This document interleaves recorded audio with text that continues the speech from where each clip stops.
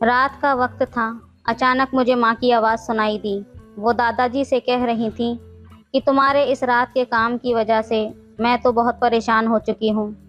रोज़ रोज़ इस तकलीफ़ से मैं पूरी तरह तंग आ चुकी हूँ। तुम्हारी उम्र इतनी हो चुकी है, फिर भी तुमसे ये रोज़ कैसे हो जाता है। ये बात मेरी समझ में नहीं आती। उन दोनों की बातें सुनकर मैं हैरान हो गई थी। हेलो दोस्तों, स्वागत है आप सभी का हमारी एक और रोमांचक कहानी में। उम्मीद करती हूँ आपको ये कहानी बेहद पसंद आएगी। आज मैं 15 साल की हो गई हूँ और मेरा नाम संजना है और मैं एक गांव में रहती हूँ। हमारे गांव में पानी और बिजली की बहुत समस्या है, इसलिए गांव के लोग सूरज ढलते ही अपने काम खत्म करके खाना खाकर सो जाते हैं। जब मैं छोटी थी तभी मेरे पिता हमें छोड़कर इस दुनिया से चले गए थे। हमारे घर में मैं, मेरी माँ और मेरे दादाजी रहते हैं। हम खेती करके ही अपना गुजारा करते हैं। माँ और दादाजी दिन भर खेतों में मेहनत करते थे और अनाज उगाते थे। इसी तरह हमारी ज़िंदगी बहुत अच्छी तरह सुकून से चल रही थी। मैं स्कूल में पढ़ाई कर रही थी, इसलिए माँ और दादाजी मुझे खेत में काम करने नहीं जाने देते थे। माँ का कहना था कि तू पढ़ लिख कर बड़ी हो और हमारे गांव का नाम रोशन कर, एक बड़ी अफसर बन। मुझे भी माँ का सजाया हुआ सपना पूरा करना था और उसके लिए मैं भी मन लगाकर पढ़ाई करती थी। दादाजी अब बूढ़े हो रहे थे, लेकिन फिर भी वो बहुत प्यारे थे।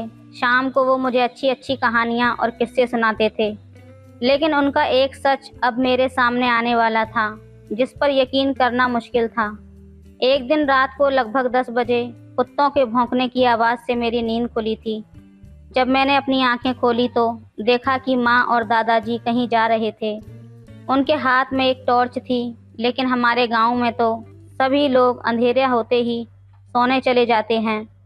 फिर इतनी रात को दादाजी और माँ कहाँ जा रहे थे? उन्होंने मुझे इसके बारे में कुछ भी नहीं बताया। इन्हीं विचारों में मैं कब फिर से सो गई पता ही नहीं चला। अगले दिन सुबह जब मेरी आंख खुली तो माँ और दादाजी घर में ही थे। माँ बहुत ज़्यादा थकी हुई लग रही थी।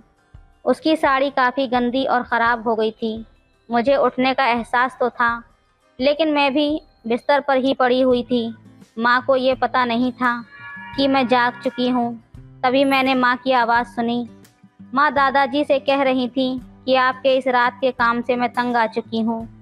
रोज के इस झंझट से मैं पूरी तरह से थक चुकी हूँ। आपकी इतनी उम्र हो गई है, फिर भी आपसे ये रोज़ कैसे हो जाता है, ये मेरी समझ से बाहर है। मेरे उन दिनों में भी आप मुझे आराम नहीं करने देते। माँ की ये बात सुनकर मैं बहुत हैरान हो गई थी। मुझे समझ नहीं आ रहा था कि इस पर कैसी प्रतिक्रिया दूँ, क्योंकि माँ की बात मुझे आधी अधूरी समझ में आई थी। लेकिन इतना तो तय था कि माँ किसी परेशानी में है। मैं उठकर माँ के पास आ गई और कहा, माँ मुझे स्कूल जाना है, मेरा टिफ़िन बना दो, मैं नहाकर आती हूँ। माँ का चेहरा मुरझाया हुआ था। यकीनन रात में माँ के साथ कुछ हुआ था। मैं तैयार होकर स्कूल चली गई, लेकिन स्कूल में भी मेरे मन में वही बात चल रही थी कि माँ को आखिर ऐसा क्या हुआ और दादाजी ऐसा क्या करते हैं कि माँ को रात में बाहर ले जाते हैं। लेकिन रात में जब मैंने देखा था तो माँ दादाजी के साथ जा रही थी और ऐसा कुछ नहीं लग रहा था कि दादाजी उसे ज़बरदस्ती बाहर ले जा रहे हैं। माँ भी सहमत थी। मेरे दिमाग में तरह तरह के विचार चल रहे थे। स्कूल छूटते ही मैं घर आई। माँ और दादाजी अभी अभी खेत से घर खाना खाने आए थे। उस रात भी मैंने माँ और दादाजी को बाहर जाते हुए देखा था।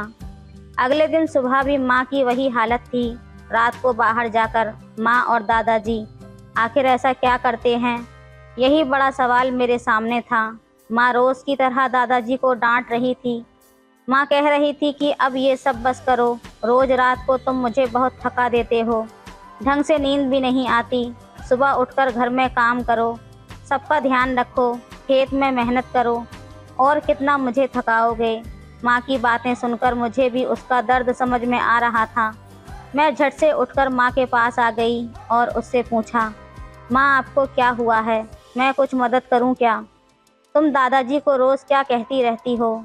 माँ गुस्से में बोली, तुझे समझ नहीं आएगा, तू अभी छोटी है, तू अपना काम कर, तेरा टिफ़िन तैयार है। माँ ने मुझे ढंग से जवाब भी नहीं दिया, लेकिन मुझे जानना था कि माँ को परेशानी किस बात की हो रही है। और इस परेशानी के पीछे ज़रूर ये रात को बाहर जाने की ही वजह हो सकती है। ऐसा मैंने अंदाज़ा लगाया, लेकिन माँ कुछ भी बताने को तैयार नहीं थी। और रात को इनके पीछे जाऊँ तो जाऊँ कैसे? मुझे तो इन विचारों से ही डर लग रहा था। आज का दिन भी वैसे ही बीत गया। मैं स्कूल से घर आई। माँ और दादाजी भी शाम को खेत से घर आए। फिर सुबह से माँ की तकरार फिर से शुरू हो गई। माँ कह रही थी, कभी तो मुझे आराम करने दो। रात को हम ऐसे संजना को छोड़कर बाहर चले जाते हैं, अगर उसने देख लिया तो।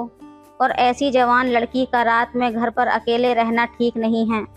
मुझे आज रात आराम चाहिए। तुम्हारी रोज़ की इन बातों की वजह से मैं रात में नहीं आ पाऊंगी।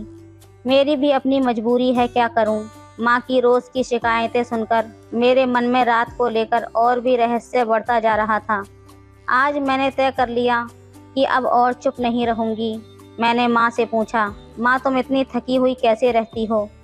माँ ने कहा, मैंने तुझे बताया ना, तुझे नहीं समझ आएगा। बार बार मुझसे मत पूछ।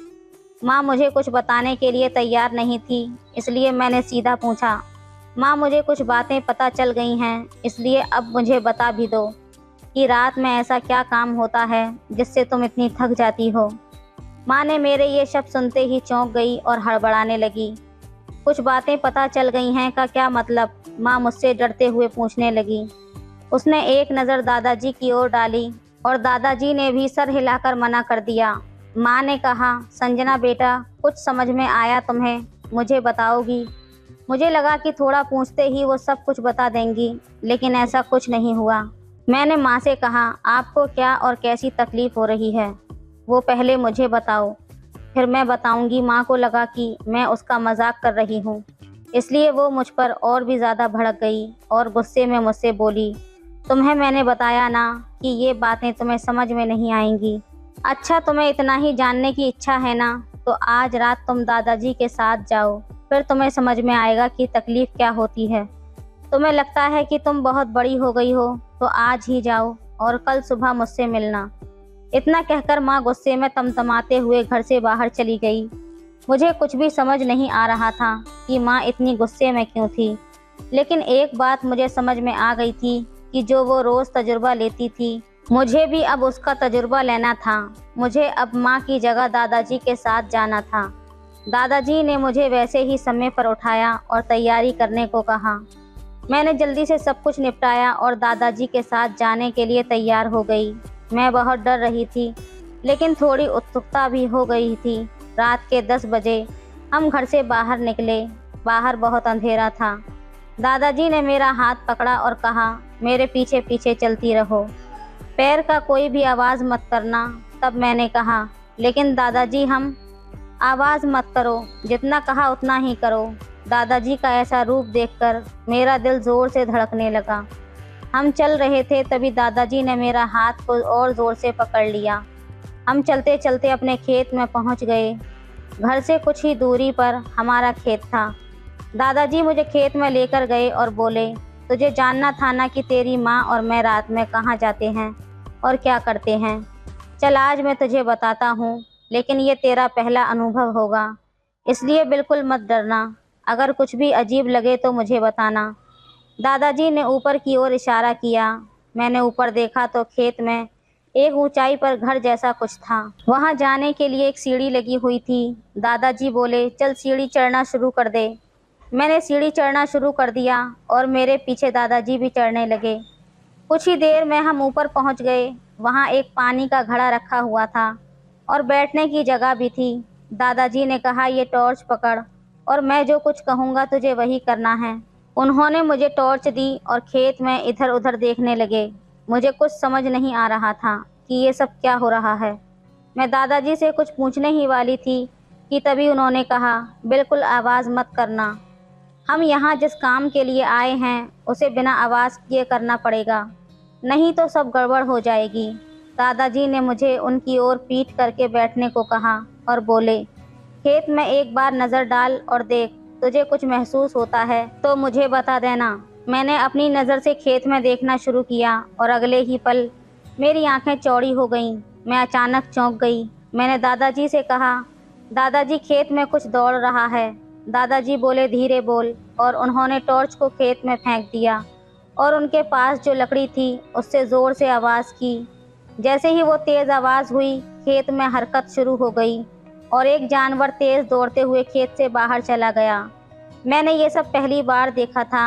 रात का समय, चांद, सितारे और वो शांत माहौल मुझे एक अलग ही अनुभव दे रहा था। थोड़ी देर बाद खेत में फिर से हलचल महसूस हुई। दादाजी ने फिर से उन जानवरों को भगा दिया। उन्होंने मुझे बताया कि तुम्हारी माँ और मैं बहुत मेहनत और खेती करते हैं। रात के समय जंगल से जानवर आते हैं और हमारी फसल को नुकसान पहुंचाते हैं। इसलिए रात के समय हमें बारी बारी से जागकर खेत की रखवाली करनी पड़ती है। इसलिए मैं और तुम्हारी माँ रात में खेत में आते हैं, लेकिन रोज़ की थकान से तुम्हारी माँ परेशान हो चुकी है और तुम्हें भी स्कूल जाना होता है। इसी वजह से तुम्हारी माँ का तनाव बढ़ गया है। दादाजी के अपने परिवार के प्रति चिंता देखकर मेरा दिल भर आया था, लेकिन खेत की रखवाली करना मेरे लिए नया था और इसमें मुझे मज़ा भी आने लगा था। पूरी रात दादाजी और मैंने खेत की रखवाली की। दादाजी भी अपने जीवन के अनुभव मुझे बड़े ही दिलचस्प तरीके से सुनाते रहे। रात कब बीत गई पता ही नहीं चला। सुबह जब घर पहुंची तो मैंने माँ से कहा कि अब मैं रोज़ दादाजी के साथ जाऊंगी, तुम आराम करो। और इस तरह जो काम माँ मजबूरी में करती थी वो मैं खुशी खुशी से करने लगी थी। तो दोस्तों, ये थी आज की कहानी। आपको कैसी लगी हमें कमेंट में ज़रूर बताएं। वीडियो अच्छी लगे तो लाइक करें, शेयर करें, सब्सक्राइब करें। धन्यवाद। सब्सक्राइब करें। हेलो दोस्तों, स्वागत है आप सभी का हमारी एक और रोमांचक कहानी में। उम्मीद करती हूँ आपको ये कहानी बेहद पसंद आएगी। मुझे आज भी वो दिन याद है, वो शाम जब बारिश पड़ना शुरू हुई थी और फिर रुकने का नाम ही नहीं ले रही थी। संजना उस समय 16 साल की थी और मेरे पास ट्यूशन पढ़ने आती थी। उस दिन वो अपने घर नहीं जा पाई थी। उसके पापा ने मुझे फ़ोन करके कहा, क्या संजना आपके घर आपके पास रुक सकती है? बारिश के कारण इधर आने का कोई रास्ता नहीं है और सुबह तक भी साफ नहीं होगा। मैंने कहा ठीक है। हालांकि मुझे पता था कि मम्मी घर पर नहीं हैं, वो शादी में गई हुई थी। मुझ पर तो जैसे भूत सवार हो गया था। मैं संजना को देखकर थोड़ा असहज था, पर उसे यकीन दिलाया कि वो चिंता ना करे। वो मुझे कुछ अजीब नज़रों से देख रही थी, लेकिन मैं उसे बताने से बच रहा था कि मम्मी घर पर नहीं हैं। संजना के पापा ने दोबारा फ़ोन किया तो उसने उनसे झूठ बोल दिया कि आंटी घर पर ही हैं। उसने कहा, आप चिंता ना करें, सुबह जब रास्ता साफ हो जाएगा तब मैं खुद आ जाऊंगी। संजना को रात में मेरे साथ रुकने की बात सोचकर मुझे अजीब सा महसूस हो रहा था। जब वो मेरे पास से गुजरती तो उसकी खूबसूरती मुझे पागल कर देती। संजना घर में ऐसे घूम रही थी जैसे ये उसी का घर हो। वो बहुत खुश नज़र आ रही थी। मैंने उसे अपने भाई के कपड़े दे दिए और कहा, तुम कपड़े बदल लो, तब तक मैं कुछ खाने के लिए बनाता हूँ। जब वो कपड़े बदलकर मेरे रूम से बाहर आई तो उसका लंबा कद और आंखें बड़ी बड़ी थीं। वो किसी राजकुमारी से कम नहीं लग रही थी। वो मुझे एक टुक देख रही थी, जैसे पूछ रही हो कि वो कैसी लग रही है। मुझे एहसास हुआ कि वो मेरी तरफ देख रही है और मैं उसकी तारीफ में खुला मुंह लिए उसे देख रहा था। अचानक मैं चौंक कर दूसरी तरफ देखते हुए कहा, संजना, तुम दाल खाती हो या नहीं? मैं तड़का लगा रहा हूँ। दाल और रोटी तैयार करते समय मेरा ध्यान कहीं और था। तभी संजना ने आगे बढ़कर मेरे दोनों हाथों को अपने हाथों में पकड़ लिया और बोली, अरे सर, आप रहने दीजिए, मैं बना देती हूँ। उसने चाकू मेरे हाथ से लिया और उसके छूने से मेरे शरीर में एक अजीब सी गर्माहट भर गई। मैं चुपचाप एक तरफ बैठ गया।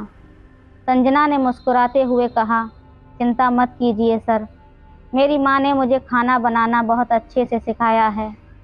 हम दोनों ने मिलकर खाना खाया और खाते खाते बहुत सारी बातें की। मुझे आज पता चला कि संजना सिर्फ प्यारी ही नहीं बल्कि बहुत ज़्यादा बातूनी भी है, वरना पहले तो वो आती, पढ़ती और चली जाती थी। हमने काफ़ी बातें की और फिर अपने अपने कमरे में सोने के लिए चले गए। बाहर बारिश और बिजली की गड़गड़ाहट हो रही थी। मानो जैसे तूफान आया हो, लेकिन मेरे भीतर उठने वाला तूफान उससे कम नहीं था। मुझे नींद नहीं आ रही थी और बार बार संजना की याद आ रही थी। मेरा मन कर रहा था कि मैं उठकर उसके पास चला जाऊं और उसे अपनी बाहों में भर लूं, लेकिन हिम्मत नहीं जुटा पा रहा था। तभी दरवाजे पर खटखने की आवाज़ आई। मुझे पता था ये संजना ही है, क्योंकि घर में और कोई नहीं था। मैंने झट से दरवाज़ा खोल दिया। दरवाज़ा खोलते ही संजना मुझसे कहने लगी, सर मुझे अंधेरे से बहुत डर लगता है, क्या मैं आपके पास सो सकती हूँ? मैंने कहा, हाँ क्यों नहीं, तुम एक तरफ सो जाओ। मैंने संजना को बिस्तर पर एक तरफ इशारा करते हुए कहा और वो एक तरफ लेट गई। मैं भी दरवाज़ा बंद करके दूसरी तरफ लेट गया, पर मुझे नींद नहीं आ रही थी। ऊपर से संजना उस नाइट ड्रेस में कुछ इस तरह लेटी थी कि जी चाह रहा था उसे बस देखता ही रहूं। बाहर अचानक बिजली कड़की, जिससे वो डरकर संजना की आंखें खुल गईं। वो दोबारा से बिजली कड़कने से डरकर लेटे लेटे ही आकर मेरे सीने से चिपक गई। मैंने पूछा, संजना ये क्या कर रही हो? उसने कहा, सर मुझे बिजली की कड़क से बहुत ज़्यादा डर लगता है, मुझे ऐसे ही सोने दीजिए। मैं आगे कुछ नहीं बोल पाया और उसे अपने कंबल में छुपा लिया। बहुत देर तक उसे मैंने ऐसे ही अपने सीने से लगा कर रखा। फिर मुझे एहसास हुआ जैसे उसकी आंखें खुली हुई हैं। मैंने थोड़ा नीचे देखा तो वो मेरे सीने को देख रही थी। मैंने पूछा, तुम ठीक हो? उसने जवाब में कुछ नहीं कहा, बस अपने दोनों हाथों से मुझे और ज़ोर से पकड़ लिया।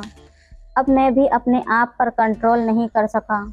मैं उसे पूरी तरह से अपनी बाहों में समेट लिया और, संजना तुम मुझे बहुत अच्छी लगती हो, क्या मैं तुम्हें थोड़ा सा भी पसंद हूँ? जवाब में उसने अपने दोनों हाथ मेरे सीने से चिपका दिए और मुझे एक अजीब सा एहसास होने लगा। उसकी गर्म सांसें मुझे और भी बेचैन कर रही थीं। ठंडी रातों में बाहर का मौसम भी बहुत ठिठुरन भरा था, लेकिन अंदर जैसे आग सी लगी हुई थी। अब मुझसे और भी सब्र नहीं हो पा रहा था। मेरे हाथ अब तेजी से मेरे और संजना के बीच की हर बाधा को हटाने लगे थे। हम दोनों एक दूसरे के इतने करीब आ गए थे जैसे पति पत्नी होते हैं। संजना को अधिक जोर देने पर उसकी चीख निकल गई तो मैंने खुद को संभालने की कोशिश की। मुझे लगा संजना भी इसमें पूरी तरह से डूब चुकी है और उसे भी आनंद आ रहा है, तो मैं अपनी मनमर्जी से करने लगा। संजना इस अवस्था में बोली, सर आप मुझे पहले से ही पसंद हैं, पर डर और संकोच के कारण कभी बता नहीं पाई। उसकी ये बातें मुझे और भी व्याकुल कर रही थीं। इसके बाद संजना कुछ नहीं बोल सकी और बस मेरी आवाज़ें कमरे में गूंजने लगीं। कुछ देर बाद उसकी हाथों की पकड़ ढीली हो गई और वो शांत हो गई और 2 मिनट बाद ही मैं भी आनंद की चरम सीमा पर पहुंच गया। मुझे ज़िंदगी का असली मतलब यही लगा। कुछ देर इस अवस्था में रहने के बाद हम वापस कंबल में चले गए। उसके बाद कई बार कमरे में तूफान आया और चला गया। हम सोते फिर जागते, फिर सोते फिर जागते और इसी तरह सुबह हो गई। मुझे सुबह उठकर थोड़ी शर्मिंदगी महसूस हो रही थी। संजना भी मुझसे आंखें नहीं मिला पा रही थी और उसे चलने में भी थोड़ी दिक्कत हो रही थी।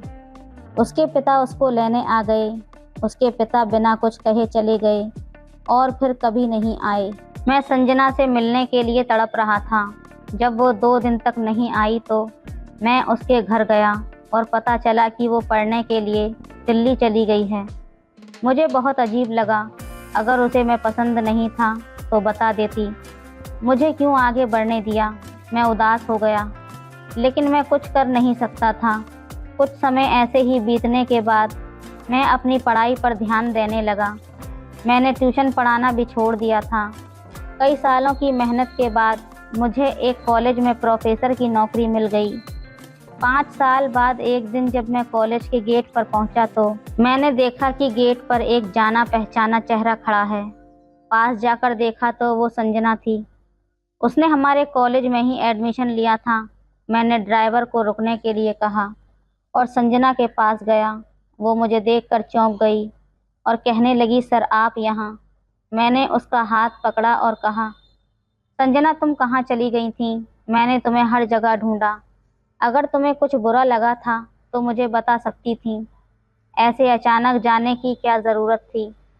संजना ने धीरे से कहा, सर, मुझे कोई शर्मिंदगी नहीं थी। मैं आपसे प्यार करती थी और जो भी हुआ वो हम दोनों की मर्जी से हुआ था। मैंने पूछा, अगर प्यार था तो तुम क्यों भाग गईं?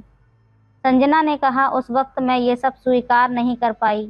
मुझे डर था कि अगर पापा को पता चला तो क्या होगा। बस इसी डर से मैं वहाँ से चली गई। लेकिन घर आकर मुझे एहसास हुआ कि मैं आपको कितना चाहती हूँ। पर जब तक बहुत देर हो चुकी थी, मैंने जल्दी से पूछा, तो क्या तुम अभी भी मुझसे प्यार करती हो? संजना ने नज़रें नीची कर लीं और चुप रही। मैं समझ गया और कहा, ठीक है, मैं तुम्हारे पापा से तुम्हारी शादी की बात करूँगा। अब बताओ तुमने कौन से कोर्स में एडमिशन लिया है? मैं तुम्हें छोड़ देता हूँ। संजना ने कहा, सर, मैंने किसी कोर्स में एडमिशन नहीं लिया है। मैं बस आपसे मिलने आई थी। मेरी पढ़ाई पूरी हो चुकी है और मैं दिल्ली के एक स्कूल में टीचर हूँ। घर आई थी तो सोचा आपसे मिल लूँ। मेरे चेहरे पर मुस्कान आ गई। बरसों की मेहनत और इंतज़ार का फल आज मेरे सामने था। 2 दिन बाद मैं और मेरी माँ संजना का रिश्ता लेकर उसके घर पहुँच गए। उसके पापा मुझे देखते ही पहचान गए। जब उन्होंने सुना कि मैं सरकारी प्रोफेसर हूँ तो उन्होंने तुरंत हाँ कर दी। 1 महीने बाद संजना मेरी दुल्हन बनकर उसी बेड पर बैठी थी जहाँ हमने 5 साल पहले एक दूसरे को पति पत्नी का हक दिया था।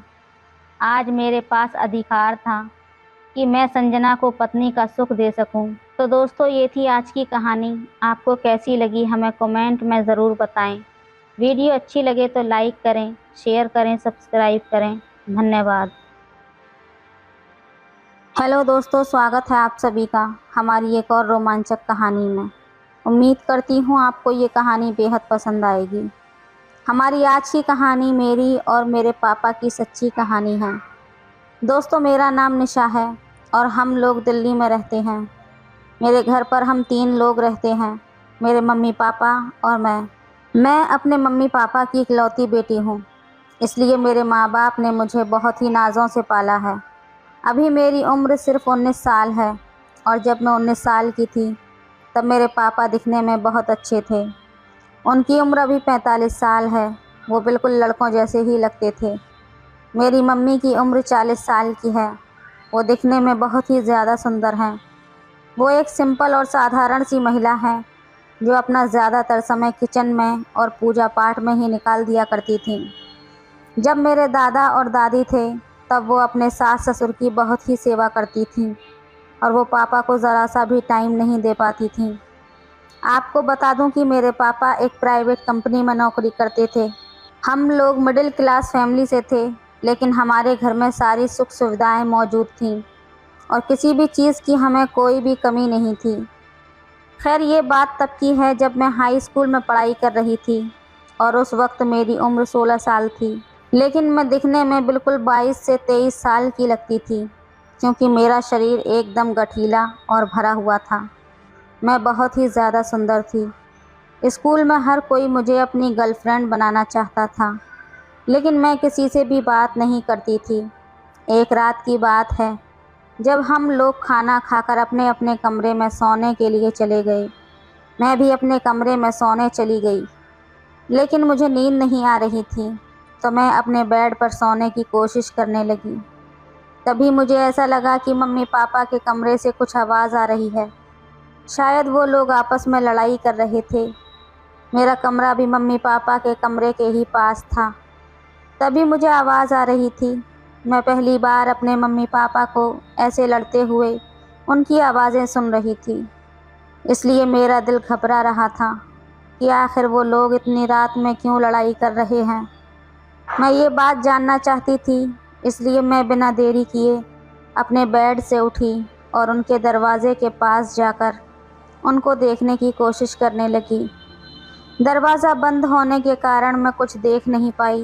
तभी मेरी नज़र खिड़की पर पड़ी जो मम्मी पापा के कमरे से जुड़ी हुई थी। वो खिड़की बहुत पुरानी थी, उसकी वजह से उसमें बहुत जगह छेद थे।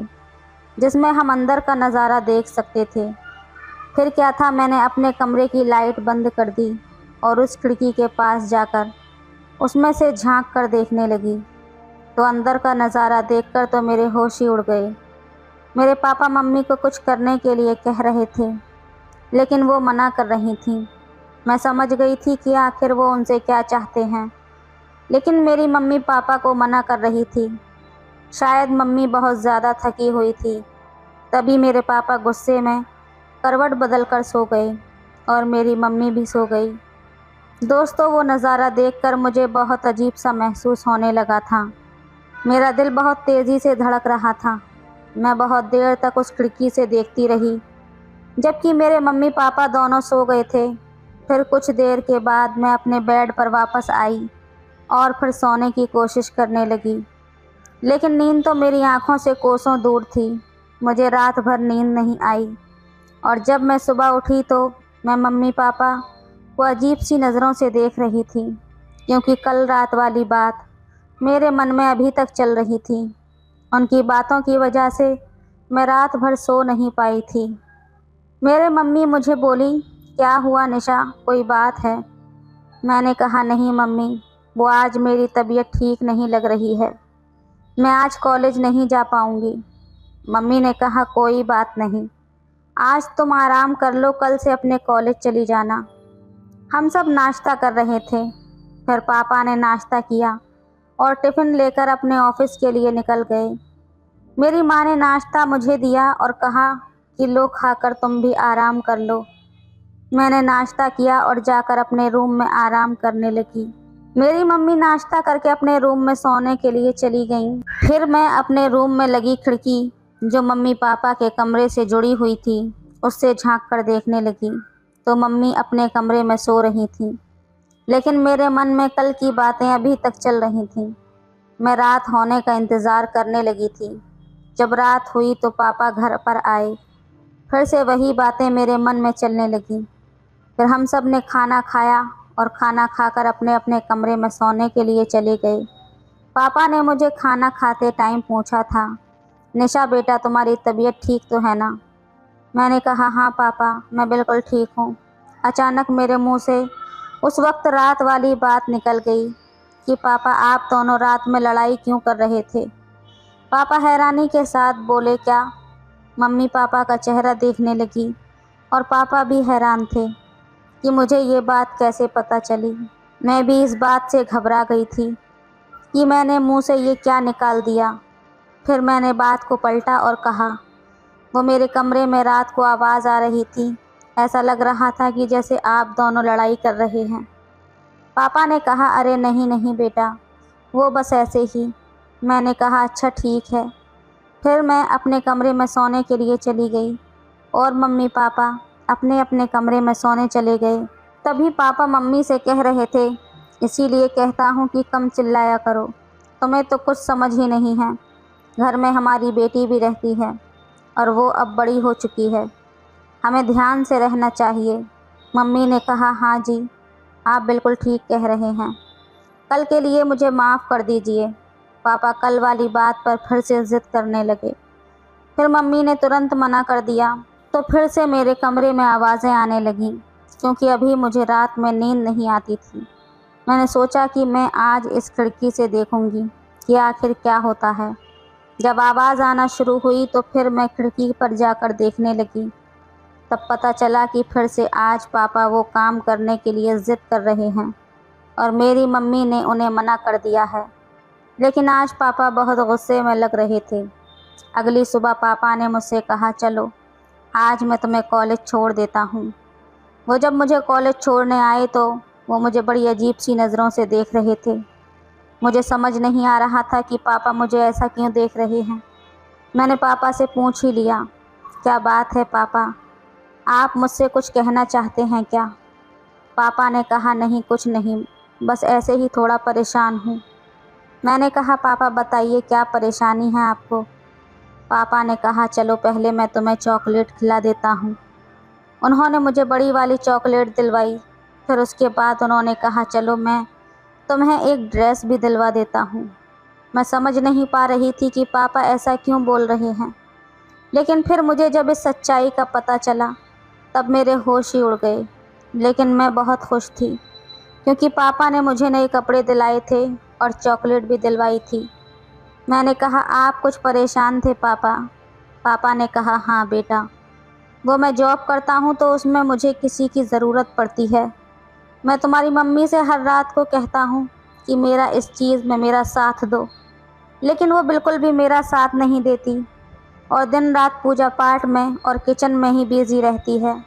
अब तुम ही बताओ मैं क्या करूं? ऐसे तो मेरी नौकरी ही चली जाएगी। तभी मैं बोली, पापा बताइए, अगर मैं आपकी कोई मदद कर सकूं तो। उन्होंने कहा, बेटी इसीलिए तो बता रहा हूं। मैंने कहा, जी पापा, मैं आपकी मदद ज़रूर करूंगी। उन्होंने कहा, तुम अपनी माँ को समझाओ कि वो मेरी बात मान ले। मैंने कहा, ठीक है पापा, मैं माँ को समझा दूंगी। फिर हम लोग घर आ गए और घर आने के बाद मैंने माँ से बात की और माँ से कहा कि वो पापा की बात मान ले। माँ ने कहा, तुझे नहीं पता, तेरे पापा तो फालतू की बात करते हैं। मैंने कहा, माँ ठीक है, वो हम सबका ध्यान भी तो रखते हैं ना, तो हमें भी उनका ध्यान रखना चाहिए। माँ ने कहा, ठीक है, मैं देख लूँगी। मैं माँ से ये कहकर अपने कमरे में चली गई। फिर पापा भी आज जल्दी घर आ गए थे और रात को खाना खाने के बाद हम सभी अपने अपने कमरे में चले गए। तकरीबन रात के 11 बजे थे।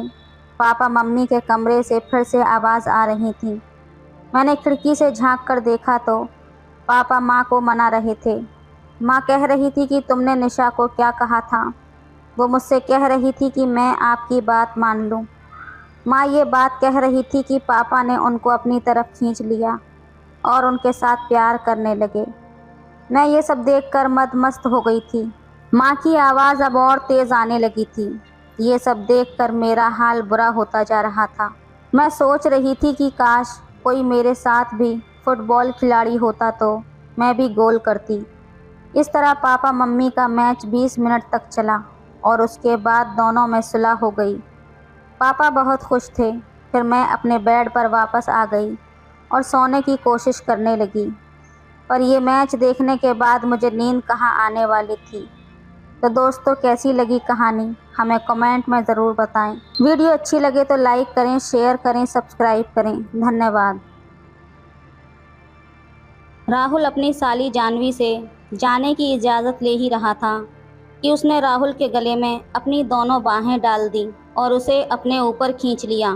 फिर वो ये कहते हुए ज़ोरों से उसे भींचते हुए बोली, इतनी जल्दी भी क्या है जीजा जी, सारी रात तो अपनी ही है। आखिर इसी के लिए तो मैंने पेट दर्द होने का बहाना किया था, ताकि सारी रात तुम मेरी। हेलो दोस्तों, स्वागत है आप सभी का हमारी एक और रोमांचक कहानी में। उम्मीद करती हूँ आपको ये कहानी बेहद पसंद आएगी। राहुल की शादी में स्टेज पर जब वर और वधू को मालाएं पहनाई जा रही थीं, तभी दुल्हन की बगल में खड़ी एक खूबसूरत लड़की ने मुस्कुराते हुए अपनी एक आंख दबा दी तो राहुल झेंप गया था। शर्मीला होने के चलते राहुल दोबारा उस लड़की को देखने की हिम्मत नहीं जुटा पाया। परंतु शादी के बाद जब विदाई का समय आया तब वही लड़की चहलबाजी करते हुए बोली, मुझे अच्छी तरह से पहचान लीजिए जीजा जी, मैं हूँ आपकी साली जानवी। दीदी को ले जाने के बाद मुझे भूल मत जाइएगा। नहीं भूलूंगा जानवी, भला साली को भी कोई भूल सकता है? राहुल ने धीरे से मुस्कुराते हुए कहा, क्यों नहीं, जब घरवाली साथ में हो तो साली को भला कौन याद करता है?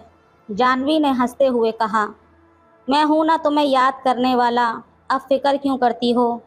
कहते हुए राहुल अपनी बीवी सुरभि के साथ घर से बाहर निकल आया। कुछ दिनों के बाद जानवी अपने पिता के साथ सुरभि से मिलने उसके घर आई और एक हफ्ते के लिए वहीं पर रुक गई, जबकि उसके पिता बेटी से मिलने के बाद उसी रात अपने घर वापस आ गए। जानवी राहुल के बर्ताव से काफ़ी खुश थी। वो उससे घुल मिलकर बातें करना चाहती थी, पर संकोच होने के चलते राहुल खुलकर उससे बातें नहीं कर पाता था। वो केवल मुस्कुराकर ही रह जाता था। तब जानवी झुंझला कर रह जाती थी। एक दिन सुरभि के कहने पर राहुल जानवी को घुमाने को लेकर गया। जब वो जानवी को ऐतिहासिक जगहों की सैर करा रहा था। तब वो राहुल के संग ऐसे चिपक कर चल रही थी मानो उसकी बीवी हो। जानवी के बदन के छू जाने से राहुल अंदर ही अंदर सुलग उठता। उसकी नज़र जानवी के जिस्म पर पड़ी। राहुल को अपनी तरफ घूरता देख जानवी ने शरारत भरे अंदाज में पूछ ही लिया, क्या देख रहे हो जीजाजी? ये सुनकर थोड़ा झिझकते हुए राहुल बोला, तुम्हारे करंट मारने वाले जिस्म को देख रहा हूँ। जानवी तुम बहुत खूबसूरत हो। सच? तो फिर हासिल क्यों नहीं कर लेते? जानवी मुस्कुराते हुए बोली, क्या? ये तुम क्या कह रही हो? राहुल ने हैरानी से पूछा। हाँ जीजाजी, आखिर इसमें हर्ज ही क्या है? आखिर साली भी तो आधी घरवाली होती है, उसे भी तो शादी से पहले तजुर्बा होना चाहिए। जानवी बोली, लेकिन ये तो गलत बात होगी जानवी, तुम्हारी दीदी के साथ धोखा होगा। नहीं नहीं, मुझे कुछ करने के लिए उकसाओ मत। राहुल बोला, आप भी बहुत भोले हैं जीजाजी, मैं आपको दीदी के सामने कुछ करने के लिए थोड़ी उकसा रही हूँ, बल्कि अकेले में। ये कहते हुए जानवी ने अपनी बात अधूरी छोड़ दी। उसकी बातें सुनकर राहुल कुछ पलों के लिए सिहर उठा था। फिर खुद पर काबू पाते हुए वो बोला, तुम तो बड़ी नटखट हो साली साहिबा, किसी का भी ईमान डगमगाना तो कोई तुमसे सीखे, लेकिन मैं तुम्हारी दीदी के साथ धोखा नहीं कर सकता। राहुल की बातें सुनकर जानवी फिर झुंझला उठी, पर उसने अपनी झुंझलाहट का एहसास नहीं होने दिया, बल्कि मन ही मन कहने लगी, देखती हूँ कि कब तक तुम मेरे हुस्न के जलवे से बचते हो। मैंने भी तुमको अपनी बाहों में नहीं लिया तो मेरा नाम भी जानवी नहीं। घूम फिर कर घर आने के बाद सुरभि ने जानवी से पूछा, घूम आई जानवी, कैसा लगा जीजाजी के साथ? ये भी कोई पूछने वाली बात है दीदी, प्यारे प्यारे जीजाजी का साथ हो फिर तो क्या ही कहने। क्यों जीजाजी? खुशी से चहकते हुए जानवी ने सवाल कर दिया। ये तो मुझसे बेहतर तुम ही बता सकती हो साली साहिबा। बड़ी मुश्किल से राहुल बोला, मुझे तो सचमुच में बड़ा मज़ा आया जीजाजी। ये कहते हुए जानवी ने धीरे से एक आंख दबा दी, जिसे सुरभि नहीं देख पाई थी, पर राहुल का दिल धड़क गया था। रात के समय राहुल और सुरभि अपने कमरे में सो रहे थे। तभी उन्हें दूसरे कमरे से जानवी की ज़ोरदार चीख सुनाई दी। वो दोनों दौड़े दौड़े उस कमरे में पहुँचे। जानवी अपना पेट पकड़कर ज़ोरों से करा रही थी। अपनी छोटी बहन का ये हाल देखकर सुरभि घबराकर पूछने लगी, क्या हुआ जानवी? बता मेरी बहन। पेट में दर्द हो रहा है दीदी, करहाते हुए जानवी ने बताया। पेट में तेज़ दर्द है, इतनी रात गए मैं क्या करूं, आप ही कुछ कीजिए ना। घबराती हुई सुरभि ने राहुल से कहा, घबराओ मत, मेरे पास पेट दर्द की दवा है, तुम अलमारी में से जल्दी दवा लेकर आओ, राहुल ने सुरभि से कहा। ये सुनकर सुरभि अपने कमरे में दौड़ी दौड़ी गई। तब राहुल ने जानवी से अपनापन दिखाते हुए पूछा, पेट में ज़ोर से दर्द हो रहा है? हाँ जीजाजी, जानवी बोली। तो फिर घबराओ मत, दवा खाते ही दर्द ठीक हो जाएगा, थोड़ा हौसला रखो, हिम्मत बांधते हुए राहुल ने कहा। थोड़ी ही देर में सुरभि दवा ले आई और अपने हाथों से जानवी को खिला दी। फिर भी वो करहा रही थी। चूँकि रात काफ़ी हो गई थी, इसलिए राहुल ने सुरभि से कहा कि तुम जाकर सो जाओ, मैं जानवी की देखभाल करूँगा। पहले तो सुरभि अपनी बहन को छोड़कर जाने के लिए तैयार नहीं हुई, लेकिन राहुल के समझाने पर वो सोने के लिए चली गई। काफ़ी देर बाद जानवी ने करहाना बंद कर दिया, मानो जैसे उसे आराम मिल गया हो। तब राहुल ने सोचा कि उससे कहकर वो भी अपने कमरे में सोने के लिए चला जाए। अभी वो जानवी से जाने की इजाज़त ले ही रहा था कि उसने राहुल को गले में अपनी दोनों बाहें डाल दी और उसे अपने ऊपर खींच लिया। फिर वो ये कहते हुए ज़ोरों से उसे भींचते हुए बोली, इतनी जल्दी भी क्या है जीजाजी, सारी रात तो अपनी ही है। आखिर इसी के लिए तो मैंने पेट में दर्द होने का बहाना किया था, ताकि सारी रात तुम मेरे करीब रहो। क्या साली साहिबा, तुमने मुझे पाने के लिए पेट में दर्द का बहाना किया था।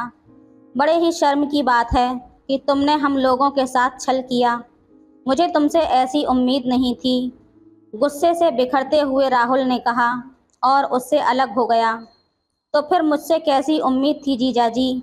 आप भी बच्चों जैसी बातें कर रहे हैं, लेकिन मेरी बेचैनी नहीं समझ रहे। मैं आपके लिए कितना तरस रही हूँ, पर आप कुछ नहीं समझते। साली पर भी तो कुछ जिम्मेदारी होती है आपकी। आप क्या चाहते हैं जीजा जी? क्या मैं यहाँ से बिना प्यार के ही वापस चली जाऊँ? थोड़ा झुंझलाते हुए जानवी बोली। तुम्हारे मुंह से ये बातें अच्छी नहीं लगती जानवी। मैं तुम्हारा जीजा हूँ तो क्या हुआ? उम्र में तो बड़ा हूँ, कम से कम इसका तो लिहाज करो। क्यों मुझे मुसीबत में डालती हो? ये कहते हुए राहुल दरवाजे की तरफ देखने लगा कि कहीं सुरभि तो नहीं आ गई। लेकिन सुरभि दरवाजे की ओट में खड़ी होकर दोनों की बातें ध्यान से सुन रही थी। उसे यकीन ही नहीं हो रहा था कि उसकी छोटी बहन इस तरह की हरकत भी कर सकती है। सुरभि खड़ी खड़ी उनकी बातें सुनने लगी। जानवी उलाहना देते हुए कह रही थी, मुझे खुश करके आप तबाह नहीं बल्कि खुश हो जाएंगे। जीजाजी क्यों बेकार में इतना कीमती समय बर्बाद कर रहे हो? मेरी मनोकामना क्यों नहीं पूरी कर देते? मैं आपका ये एहसान जिंदगी भर नहीं भूलूंगी। आइए और मुझे अपनी बाहों में जकड़ लीजिए। देखिए यहाँ पर दीदी भी नहीं है, केवल आप, मैं और एक अकेलापन है। जानता हूँ फिर भी मैं तुम्हारी दीदी के साथ बेवफाई नहीं कर सकता, इसलिए होश में आओ जानवी। तुम अपने आप को संभालो, क्योंकि हर काम का एक समय होता है। इसलिए अपनी इज्जत संभाल कर रखो, जो तुम्हारे होने वाले पति की अमानत है। मैं तुम्हारे पिताजी से कहकर तुम्हारी जल्दी ही शादी करवा दूंगा। ये सब समझाते हुए राहुल ने कहा, शादी के बारे में जीजाजी बाद में सोचा जाएगा, पहले आप मुझे अपनी बाहों में तो ले लीजिए। देखते नहीं कि मेरा अंग अंग टूट रहा है। ये कहते हुए जानवी एक बार फिर राहुल से लिपट गई। राहुल ने गुस्से में उसके गाल पर एक जोरदार तमाचा जड़ दिया और बोला, कितने भरोसे से तुम्हारे पिताजी ने तुम्हें हमारे पास छोड़ा है और मैं उनका भरोसा तोड़ दूं? तुम्हारी दीदी भी मुझ पर कितना भरोसा करती है, मैं उसका भी भरोसा तोड़ दूं? नहीं, मैं ऐसा हरगिज़ नहीं कर सकता। हाँ, तुम्हारे संग हंसी मजाक और छेड़छाड़ कर सकता हूँ, लेकिन ये भी एक हद तक ही। खैर, रात बहुत हो चुकी है, अब सो जाओ, पर अपने इस जीजाजी को माफ़ करना, क्योंकि मैंने तुम पर हाथ उठाया है।